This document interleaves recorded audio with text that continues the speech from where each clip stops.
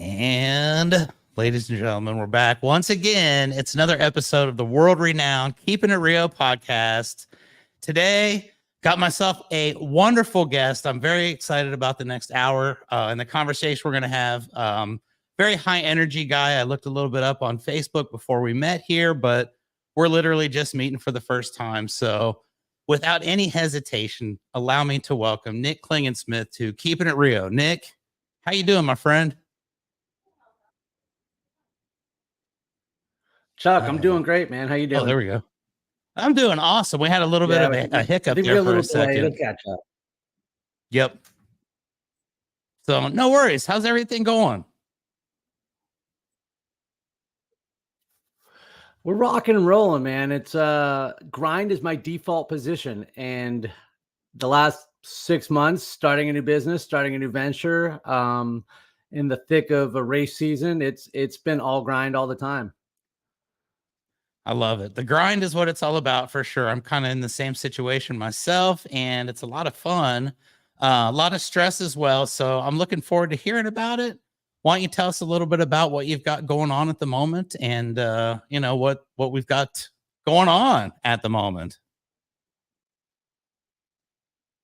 Well, a little bit of background. My story is that I'm the 4-time cancer survivor. I'm a type 1 diabetic. I'm a recovering alcoholic. I have 7 herniated discs from 2 different rollover fatality car accidents.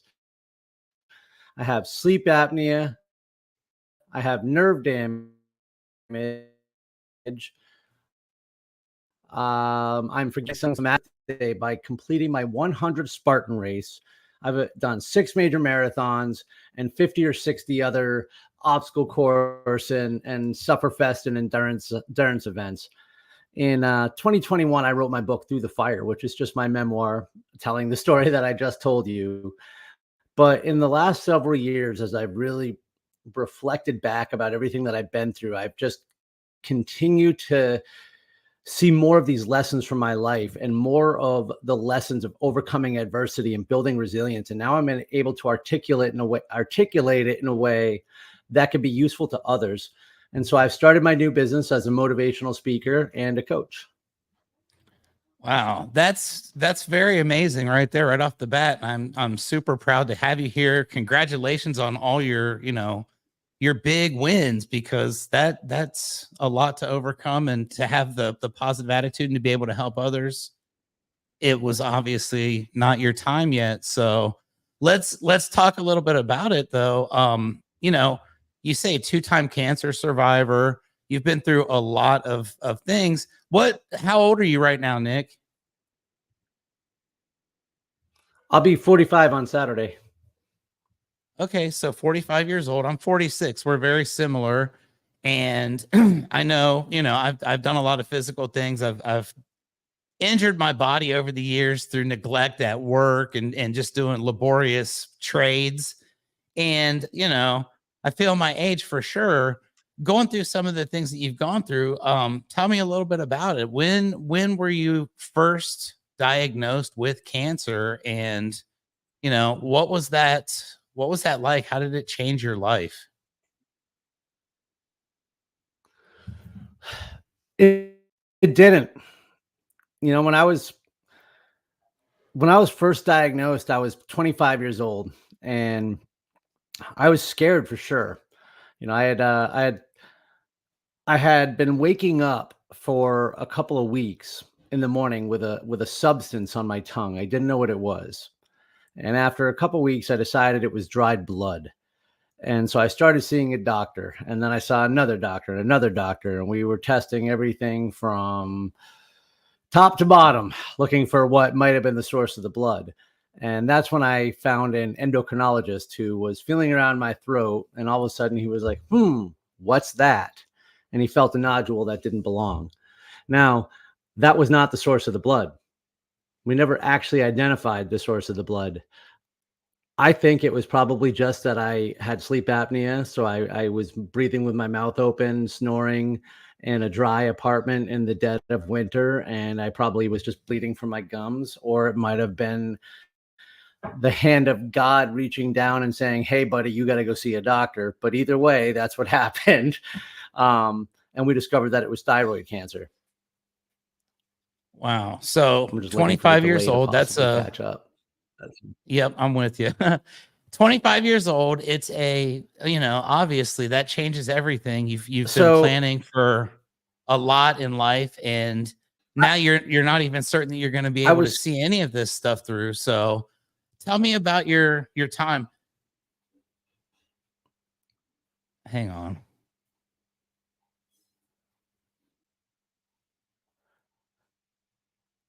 Okay. There we go. so Chuck. I think what has just been happening now is a perfect example of what I've actually learned throughout my story and how it applies to everything now. Because overcoming an obstacle, the process of overcoming an obstacle is the same.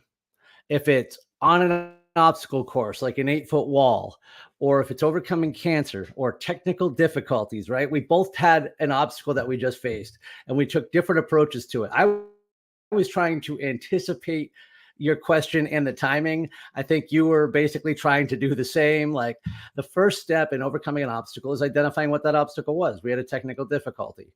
The second is determining what are the shortcomings or issues that you need to overcome. And some of that is learning. Some of that is hitting restart. I just thought that this was a perfect opportunity to say this because it just came to mind.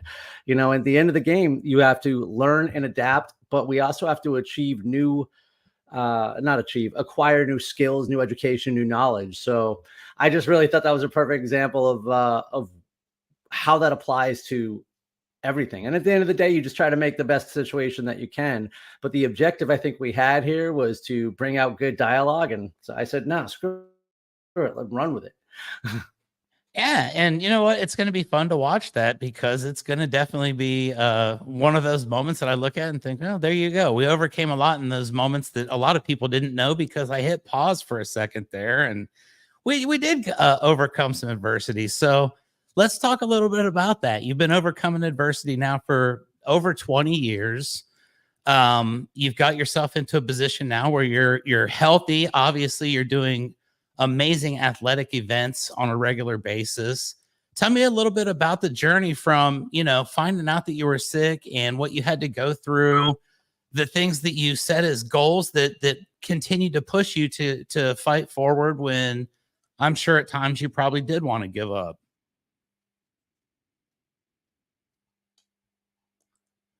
Well, something that occurred to me throughout this,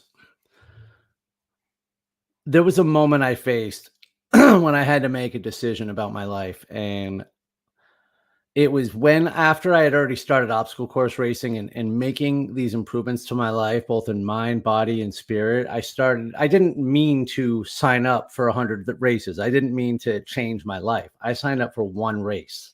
That's all I intended to do. I had no idea what that one small positive decision to do something new, to say yes to something new, to challenge myself. I had no idea what that would literally change everything in my life, and not just, my experiences, my health, not just my career now.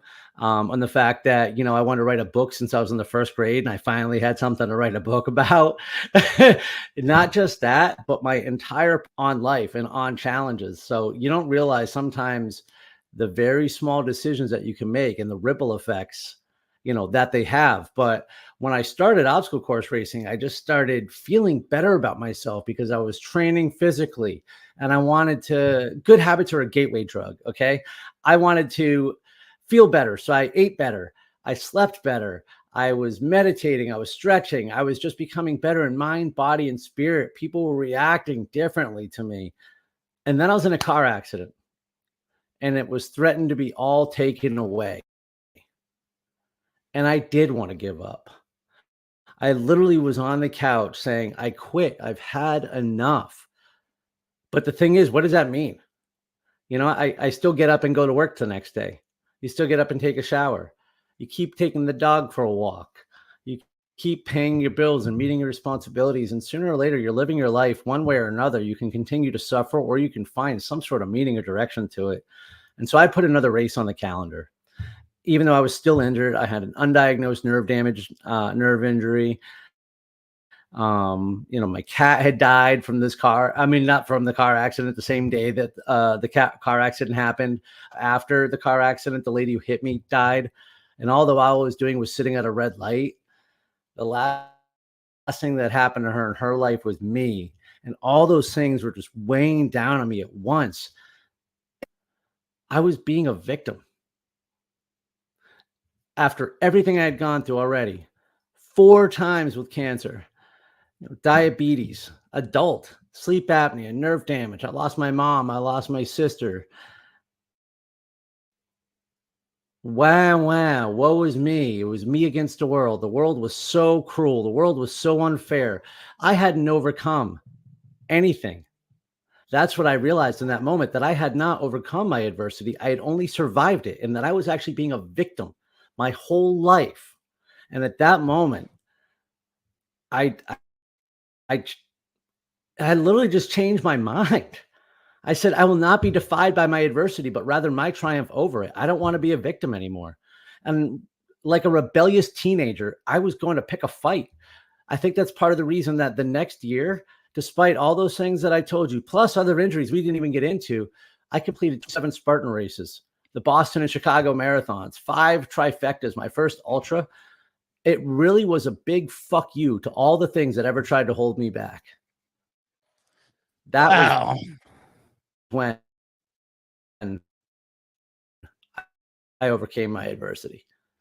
Yeah, man, I'll tell you what, that right there is so amazing. And I can't even imagine it. It puts things in such perspective. And, you can't help but just really appreciate that. I mean, I feel like I do a lot when I get up and I consistently do my physical routine and whatnot, but I'm not running in an ultra marathon. I can assure you of that.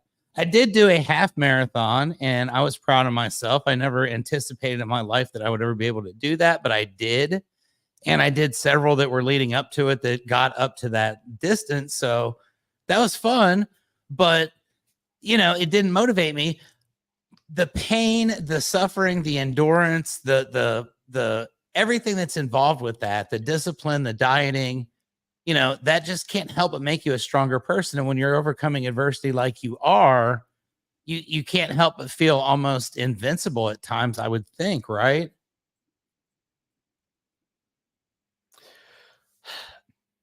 When I said the change of mind, it really is just a mindset shift, because you just described my lifestyle as a punishment where I am privileged to be able to do it. I don't diet. I I eat what I want, and what I want is what's going to make me feel the best. Sometimes what makes me feel the best is comfort food, like the lasagna my wife made for me on Saturday night coming back from a Spartan race, and the pizza we had last night because we were lazy. But more often than not, I eat what I feel is best for me, how I'm literally going to just feel the best. It's not like a restrictive diet. I'm better because I exercise. Everything is better. I have 7 herniated discs. You know the pain that I was in not exercising? I Can't was on the imagine. couch with fucking 8 Vicodin a day just trying to get through. Now I haven't had a Vicodin in years. I haven't had ibuprofen in a long time. I'm physically fit, and it's not hard work to do it. It's just a choice of how I spend that time. And that's the biggest X factor. Also, the way that I train, by the way, there's a reason I run ultra marathons. I don't like high intense stuff either. I'm not kidding. I don't like speed work. I don't like high intense boom, boom, boom, boom. So I run long, slow distance. My runs are easy. And it's it's just time. It's just time and dedication. But above that, right? I believe, number one, I believe everyone needs to find a way to be physically fit and to do physical fitness and to run, to do cardio, to do strength training. You don't have to do what I do. But the thing is, I need a date on the calendar. I do need something to drive me, because when it was just to be healthy, I didn't do it. When it was just to be in shape, I didn't do it. I was 240 pounds.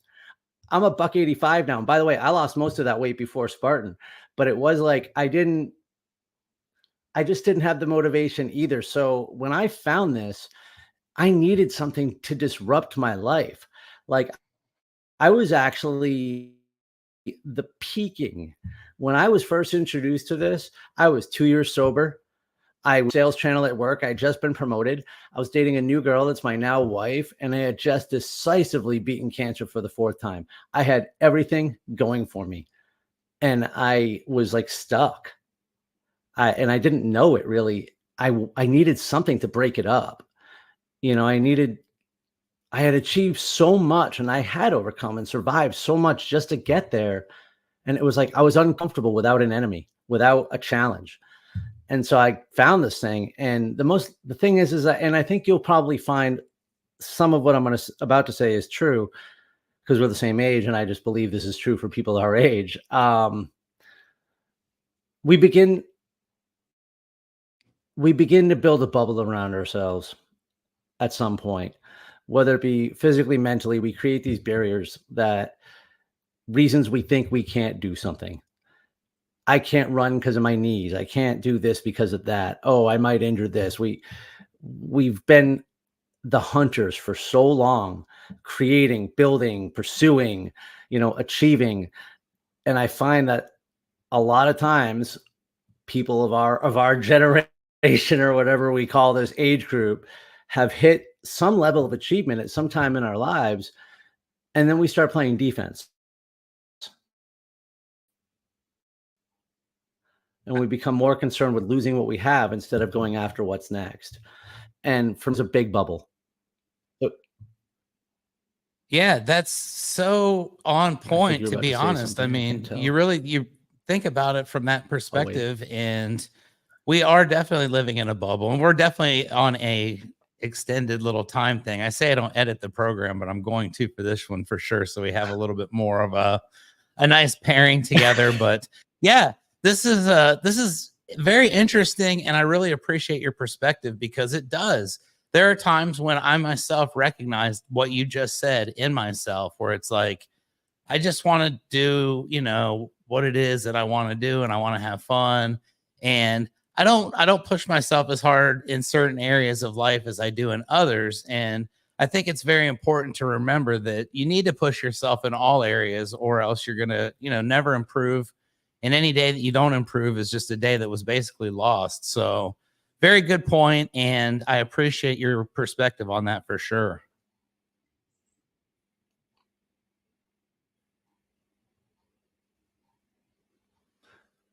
I uh I think it's about priorities. And like when I'm working with people, when I'm coaching people now, when I work with individuals, we spend a lot of time about kind of updating their purpose, what their purpose is for this phase of their lives now, because that purpose evolves over time. And again, that's why a lot of us get stuck. We think we fulfilled it, or we realize that we don't want to be what we thought we wanted to be 10 years ago, and we're like, now what? But then what we do is we really drill down and articulate to get, very specific clarity behind their goals so that we can turn them into actionable, tangible goals. But the reason I bring this up is that it's their goals, not mine. All right. I bring this up to one of the guys I'm coaching all the time, that I'm like, if you told me that what's going to make you the happiest person ever is simply to watch 24 hours of Netflix every single day, then my role is to help you accomplish that goal. I'm not the one who's telling you how to live. Now, that's a terrible example, but it all comes down to priorities. And for me, a lot of it does manifest through physical fitness. I do find that mental endurance is mental endurance. I mean, I live in Florida. For me to go out on a 2 to 3 or 4 hour run, which is not a common run, that's what I'm building. 2 hours is common, but in August, I'm losing 6 pounds an hour. I mean, like, I can't keep up with that amount of water. It's a suffer fest. And oftentimes I have to remind myself during that run that sometimes it's just mental training. Sometimes it's just about not quitting. And that helps me get through everything. If I can get through 4 hours of physical hard suffering by just telling myself over and over again that the purpose is here is not to quit, then I can sit through a bad meeting. All right. I can hear bad news for 5 minutes without overreacting. I can endure the rigors of travel, for God's sake, like things like that. It's the mental game, the mental anguish, you know. The other aspect is that it creates discipline in my life. I have to spend a lot of time doing this. And it is a priority to me because my health is a priority. My fitness is a priority. It also segues my life. I mean, you have to understand now too, right? Like everything I do is interconnected. My purpose is 100% aligned. Everything that I do is aligned with my purpose, including like how I spend time with my job, with, you know, my social media use, just anything that I do with athletics and fitness. It's even like my friends and family and time with my wife and my dogs. Like it's all part of just, it's all part of my life and lifestyle now. Yeah, and once it becomes a part of your life, you feel you if you don't do what you're supposed to be doing on any given day, you feel a loss and you feel like I've regressed for the day. And I know that feeling very much. I do the same thing and I get up and it's like, okay, I love when you just don't feel like doing something, but then you tell yourself, I'm going to go do it. And I'm going to have like the best day that I've ever had doing it. And then you force yourself to have the best day. And at the end, it's like, you know what? I just had the best day. So that's a great perspective to have. And, you know, it's got to be done regardless. So you might as well have some fun along the way, right?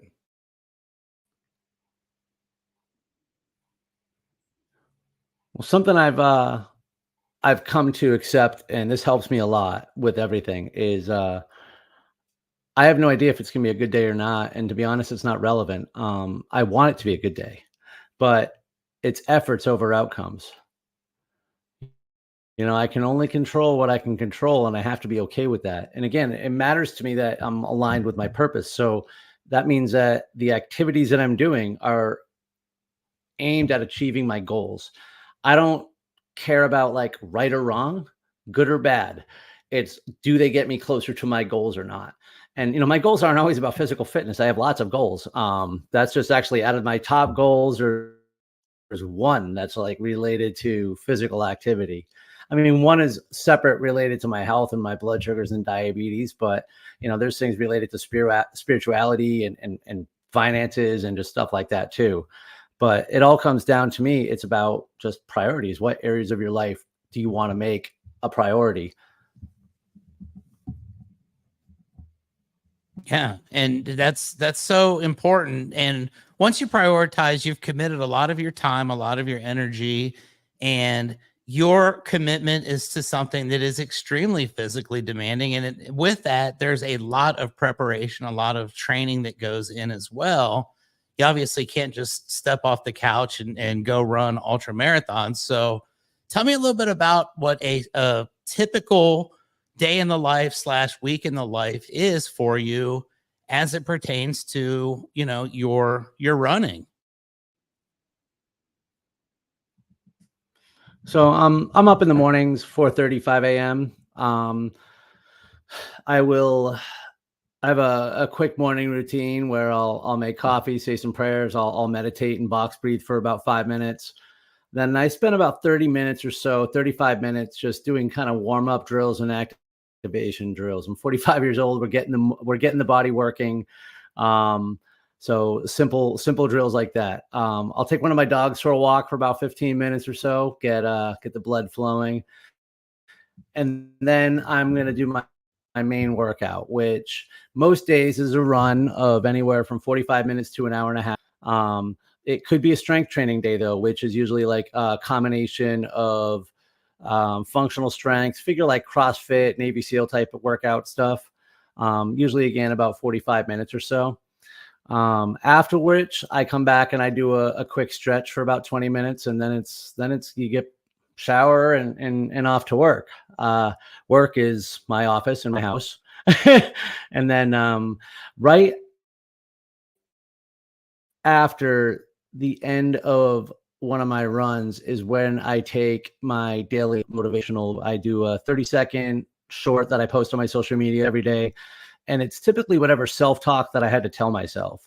So you'll know what was on my mind. You'll be able to tell if I had a hard time getting out of bed or if I was reluctant to do the workout, because usually those are the things I talk about, overcoming those inner voices that are telling us no, and the self-doubt and the things to move us forward. So I usually use my runs as a meditative experience. Like I process because I focus on something positive to say for the entire time, so I'm able to actually record my video at the end. Yeah, nice. And you've got to maintain that positivity because again, it's not something that you just want to go out and do. You have to really be disciplined and say, okay, I'm not going to stop even though my feet hurt and I'm thirsty. I don't feel great right now. You push through, and at the end, you do get a major sense of accomplishment. And to me, that's the ultimate goal that we always are shooting for. Is you want to continue to be better. You want to continue to do more because at some point in life you realize you're not going to be able to do that and you're going to start doing less no matter how much you try. You just won't be able to. And I think it's awesome to be in our mid 40s, and I feel like I'm in the best shape that I've ever been in my entire life as well. And it was something that I took upon myself about 3.5 years ago. And when I did that, I said, okay, I'm going to commit to this. And I literally am one of those people that you see at the gym every time you go there, you'll see me there at like 5 in the morning. And we get our stuff out of the way early because in my mind, at that point, no matter what the day throws at me, I've already got a really big win that most people do not have. So good motivation to start your day off with authority and that mindset of having accomplished more before most people get out of bed really is key, when you have to go out and face this world and do the best you can, right?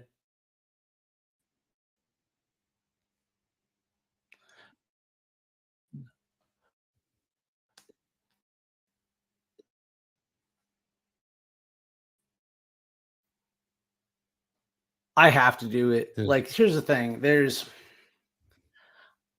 I'm very self-aware of many of my shortcomings, and as a person in recovery, I also once. So, um, if I have I have a better strength of prioritizing than I do remaining disciplined as the day goes on. And what I mean by that is this is time management 101. Do what you like least first. I don't want to run.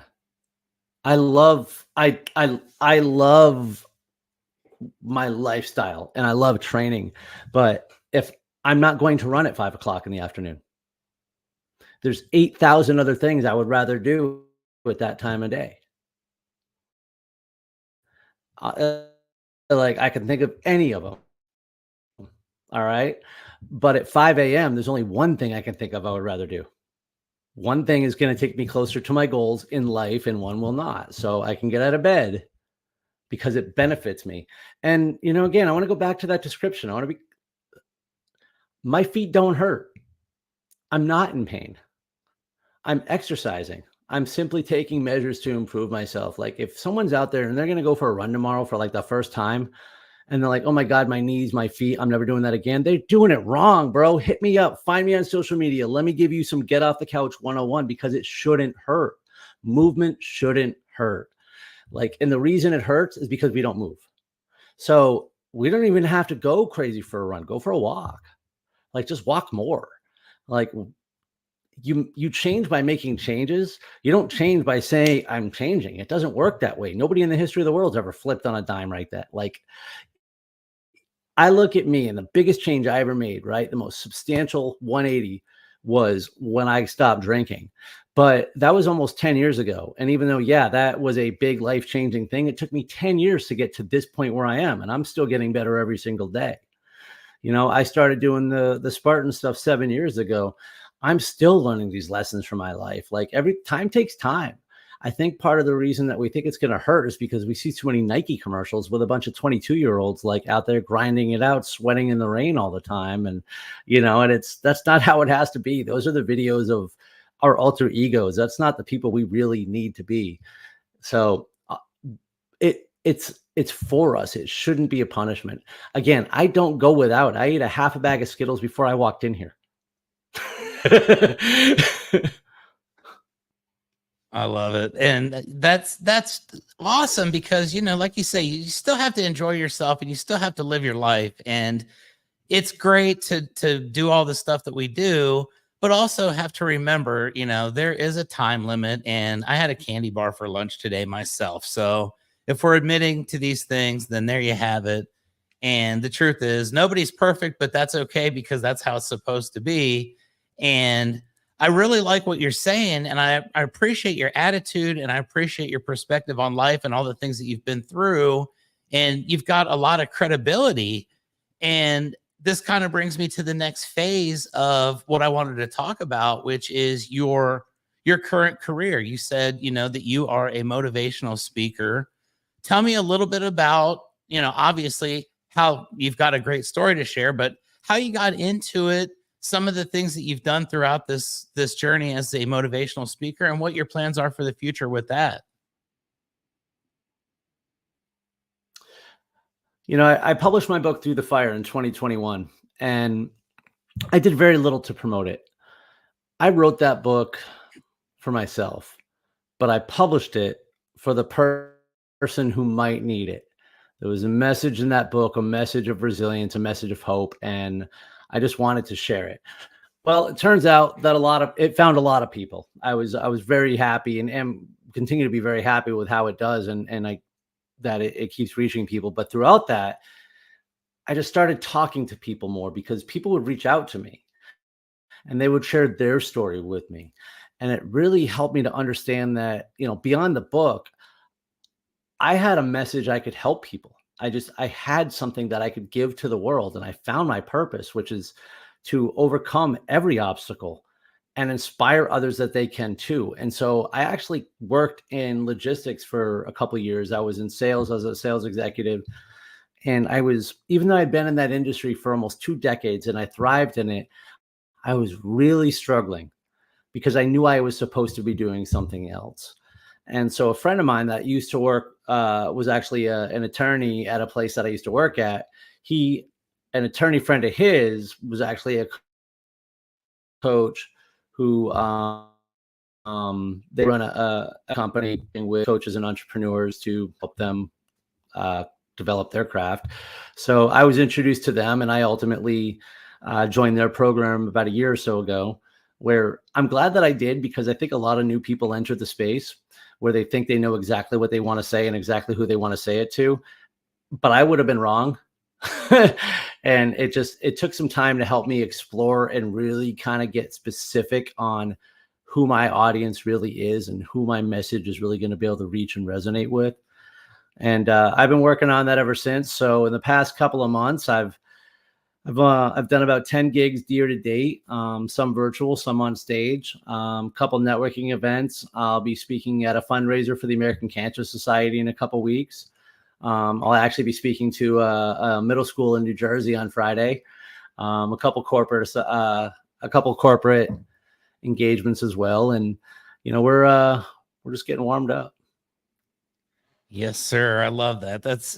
There's a lot to be said about being able to go up on stage in front of a bunch of people and tell your story and to help other people who may be going through things that, in cases most of the time feel that nobody would even understand where they're at or what they're going through.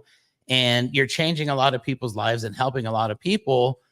At any point when you were getting that first invitation to go up and speak in front of a group, did you have any hesitation, or were you just basically like, you know what, I don't care if there's a million people or 13, I'm going to go up there and I'm going to kill it? And did you ever have any type of stage fright?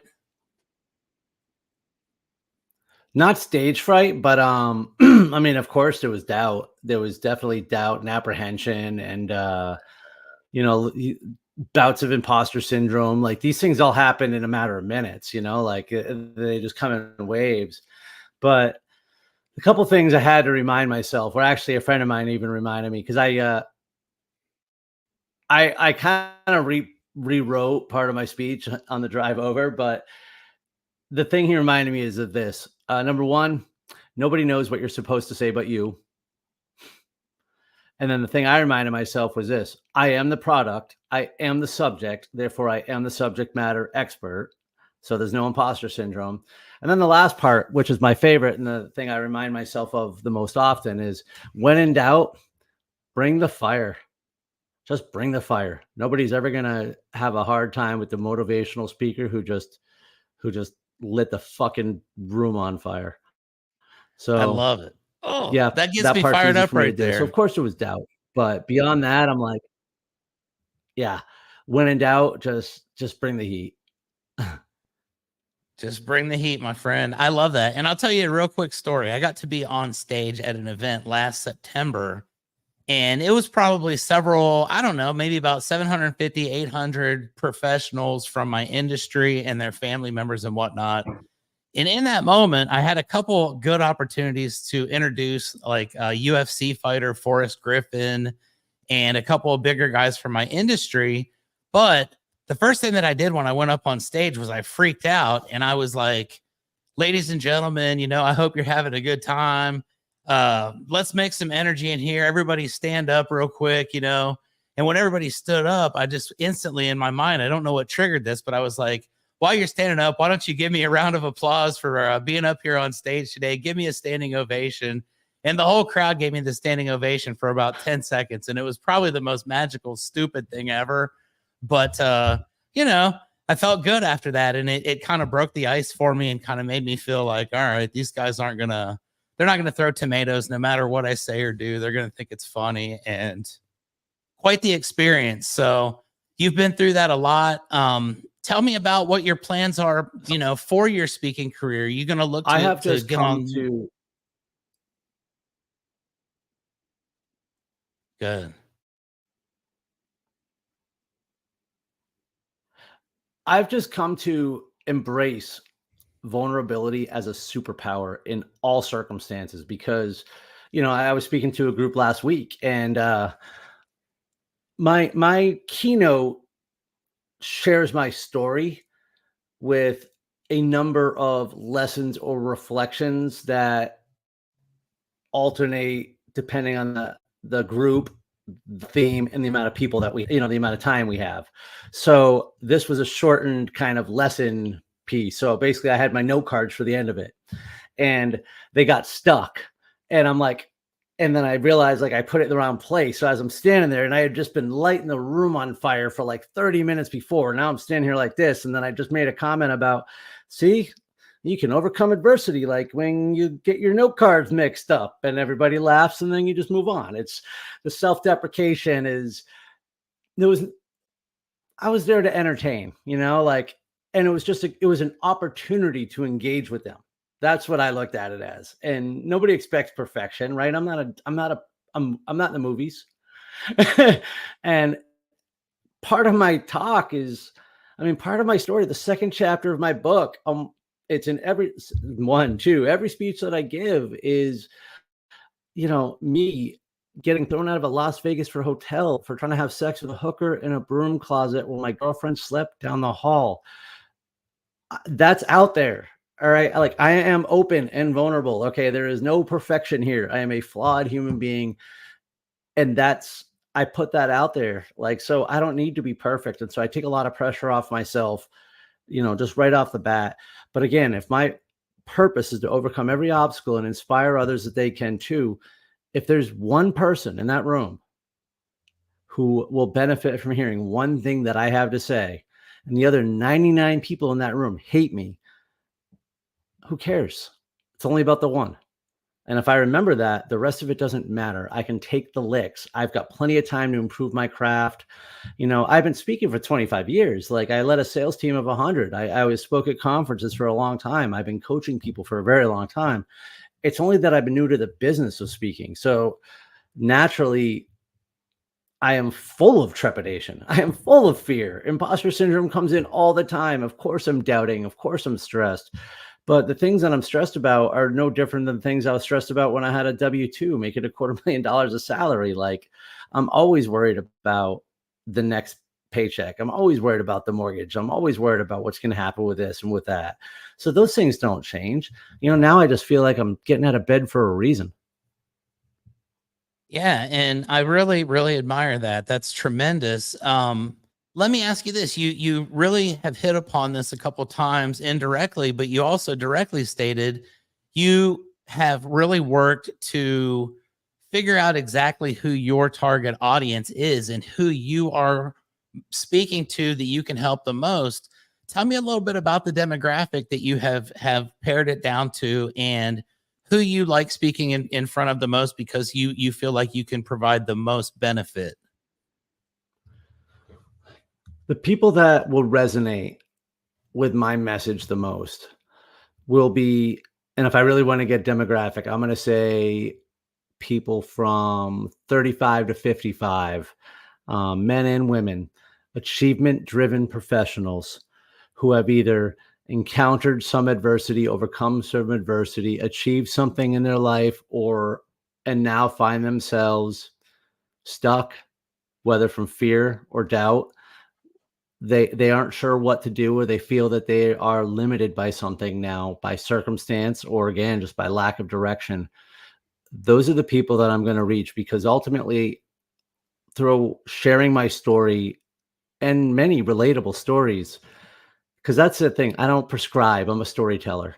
All right. Like, I will relate my personal experiences for people so that they can understand that they actually have a lot more power in what they're giving themselves credit for, that they actually are the masters of their own fear. They create the fear, that we generate excuses to protect our egos, that we actually we were screwed up as kids. When people asked us, what do you want to be when you grow up? They should have asked us, who do you want to be when you grow up? Because then we limited ourselves by and identified ourselves with these professions for so long. The very first thing I'm working with people on right now is like getting them to dream again. And I mean that, to like just think beyond conventional measures, to just start believing in yourself. Like, what do you want to, who do you want to be when you grow up? Remember when you answered that kid as a kid, and sometimes someone's, I'm going to be a superhero, or I'm going to fly. Like, good. Like, use your imagination again, because every time the universe has tried to tell me and show me and physically hold me back that I can't do something, I have proven it wrong. And I am not a superhero. There is nothing unique or special about me. There is not. There is nothing that I do that somebody else can not. Maybe I've been through more than some, but I have definitely been through less than others. So it's just, everyone has their own frame of reference, and we just need to use that, and to use that experience to know that we can handle the next bad thing that happens. The other thing is this: I had to recognize that I was a victim. And the reason I talk about that so much is because I think too many of us suffer from this victim mindset. I don't think we realize that the thing that helped us before in the past to get over that one thing, or to give us that resilience that we needed to fight back when things were getting a little bit tough, later became our excuse. The reason that I can't do this is because of this. I can't do this because of this person or that event. Life is so unfair. We've all been that person, and we all know that person. And it's one thing to, I was a victim of a car accident. That's fair. But I am not one now. That is a choice. That's a decision. I know I went off on a tangent here, but these are the people I want to reach, because I believe that our powers may just be limitless. Yes, sir. I agree with you so much. And that was awesome. Thank you for going off on a tangent, because it was extremely powerful. And it just really, it hits, like if you were listening to that right there and that didn't impact you, then I don't know, you weren't breathing or your eyes weren't open or something, but that was awesome. So I really appreciate the perspective, Nick. And you've got a positive outlook on everything. And to me, that is so infectious. And I'm very grateful that we've been able to meet here today and talk on Keeping It Rio. We're at the 45-minute mark, so I always like to keep it around an hour-ish. So we'll start kind of coming down the highway a little bit here on the episode. Let me ask this. This is a question I love to ask everybody that I have on the show, and I've had people from all different walks of life from all over the world, and people that have overcome amazing things and people that have accomplished incredible things. And one question I always like to ask is, at some point, there has to be somebody that's come up to you and said, hey, Nick, because of you, my life is this. I was about to do this and I ended up just turning the corner and now I've accomplished great things. And it was because I was inspired by your journey and because you said something that resonated with me and you changed my life. And I know that's the ultimate goal for why you do what you do. But is there one specific example or a couple that you can think of that just really, when you maybe were wondering about, am I doing this? Is this working? That someone just hit you with that and it said, yes, this is a sign that this is what I'm supposed to be doing. And it pushes you to continue moving forward and to continue to grow and develop. So ever since June of 2022, when I do a Spartan race or any obstacle course race, I race with my shirt off and I write "fuck cancer" in a big black Sharpie across my chest. um, I don't think I've been to a race in the last 2 years where some stranger hasn't come up and thanked me. They they tell me about their cousin, their aunt, their sister, their brother, the person who survived, the person they lost. Um, I've been doing those daily motivational videos every day since the beginning of 2023. I go to these events and it's crazy because I am not an influencer. All right. I think I maybe have like 1,000 followers on my Instagram. Like that's not big for the people in my world. I don't know what. So how somehow in a group of 5,000 strangers, every single event that I travel to, somebody manages to identify me, find me, and thank me for something I said that resonated with them. Now, it's not the life changing, oh my God, you did this and that. That'll be nice. And maybe that'll happen one day. Maybe it's happened already and I'll never hear about it. That's outstanding. But just these introductions and just the fact that you're reaching somebody with something, because the biggest thing I realized when I talked about embracing vulnerability, I'm anything I go through, somebody else has gone through or is going through. There's nobody on this planet is 100% unique. So if I share the things that I go through and how I got through them, I'm bound to help find that person or that's good. I'm bound to help somebody who it might find.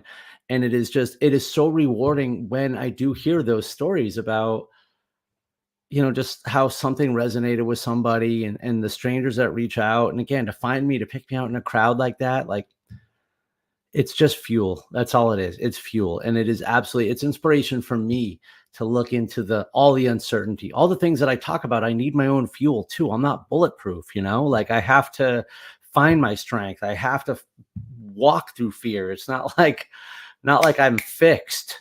All right. I have to seek positivity. All these things take work. And honestly, I don't think there is a greater fuel than helping others. It's just a self-renewing energy. And so, yeah, when I get those comments, it I'm fulfilling my purpose. And I don't know of a more powerful fuel than that. That's exactly right. And I couldn't agree with you more with, the entire perspective that you have on that. This is a short life and you start to realize at a certain point that no matter what happens, there's a shelf life. And, I'm not going to be here 100 years from now. I don't figure I'd be, probably setting some world records. And honestly, I don't know if I'd want to be here 100 years from now, but there's a little bit of time that we have. And if you can help somebody or you can help multiple people, who knows what the reach is going to be? Maybe this podcast episode, somebody watches 10 years from now and they have a different perspective on life because of something that was said today. It's an amazing world that we live in where we can do things like that and we can have the opportunity to, I made up a podcast one day and here we are like 167 episodes later, and it's beautiful to be able to reach people. What I was just going to say as you were saying that, right? I think about the influences that led me here. And because it's not like I just divined this on my own, right? Like writing my book was that was the turning point because it was journaling. It was high speed, hot journaling. All right. I recommend it to everybody. Journal and write it again 1,000 times until you see it how it really happened, not the way you want it to sound. That said, I didn't have one big influencer. I didn't listen to one big speech that changed my life. It was the totality of the podcasts and the interviews and the people and the comments from certain people of certain things. I didn't just wake up and listen to Eric Thomas and all of a sudden say, man, my life is different. You had to get introduced to all of them. So 167 episodes, maybe this is the one that somebody picks up one line from. If it is, then you and I both achieved our goal today. Keep doing it, because if it's not a line from this episode, it's going to be a line from the next one. And I do believe it's the more people who are putting it out there, the more there is, the more we can reach. It has to be the sum of all the positive efforts to get there. Yes, sir. And that's exactly what it is. We're trying to do something to be positive towards others. Everybody goes through things in life, and we all overcome things that we don't tell anybody about. And we wish that we had someone that we could talk to about it. And in years gone by, especially guys like us, we're dinosaurs. There was no stuff like this when we were growing up and in our 20s and whatnot. So it was a different world. But now you can help people, and it's not frowned upon, and it doesn't look stupid. And to me, that's a beautiful thing. And I think that's the evolution of the human race. And it's one of those things where you can say, you know what? Yeah, maybe we are a little bit better than we were 20 years ago in one aspect of life, at least. But that's the cool thing about it. And I love those intentions, and just helping others is what it's really all about. So to wrap up the episode, let me ask you this very simple question, my friend. Anybody that's watched the episode today that would like to get a copy of your book, that would like to follow you on social media, that would like to interact with you in some way, learn more about you, watch you, as you continue to go throughout life and motivate people, what are the best channels to be able to do so? I am everywhere on the internet at Stride Motivation. I'm going to recommend you go on stridemotivation.com and book a call with me. Let's talk about your goals. But you can also find the book on Amazon. The book is Through the Fire. And again, I am on every social media channel. I should be the easiest guy to find at Stride Motivation. There you go. Stride Motivation, ladies and gentlemen. And now, Nick, this is how I end the show. And this is going to be a pretty good one. I can definitely feel, because you're a super goal-oriented person. We've learned that about you over the course of the last hour. What are your main top 3 goals that you've set for your personal, your business, your fitness, whatever it may be, for the next 5 years? What are you striving to accomplish 5 years from now, right now, that you're putting the work in today towards? I don't set 5-year goals, so I can just tell you my goals for this year. Okay. Well, goal number 3 is XXX amount of money earned in my new business. That has broken down goals, how we're going to achieve that. Goal number 2 is to have my 90-day average of my blood sugar to be equivalent to 120. I'm a type 1 diabetic, and I am focusing heavily on my health. And goal number 1 is to remain sober one day at a time for 365 days. That, my friend, is perfect. And then we hit reset. But exactly. I like that perspective. And, it's one day at a time, like you say, and I can definitely appreciate that. Those are amazing goals. And I have no doubt you're going to absolutely obliterate all of them and many more for years to come. And I would like to take this moment to thank you very much for being on Keeping It Rio today. This has been a great conversation. I've left here with a much higher, I feel much more motivated and energized than I did when we were getting started, because of the way the internet was lagging. And I think we've overcome it pretty well. And I say that I don't edit this, but I'm going to be honest, this final product will maybe be edited just a little bit, because I feel like I looked a little awkward at times. And we can't be having that. Some of those pauses or something, maybe. It seemed to catch up at some point, but yeah, we'll take care of it. But the moral of the story is this. Thank you to everybody that watches Keeping It Rio. I would not be able to do this episode without my sponsor, roofer.com. I appreciate everything they do for me. I'm wearing the hat today as well. You can also see roofer.com there on the screen. And if you're a roofing company owner, you know all about Roofer, because I've been saying it for the last 2 years that they've been my title sponsor. So appreciate them. Appreciate everybody that subscribes and likes and does all that stuff. All the people that tune in. Thank you guys for everything. And until next time, Nick, I always end with the most corny tagline in the history of podcasts. Very simply put, keep on keeping it Rio. Until next time, guys, take care.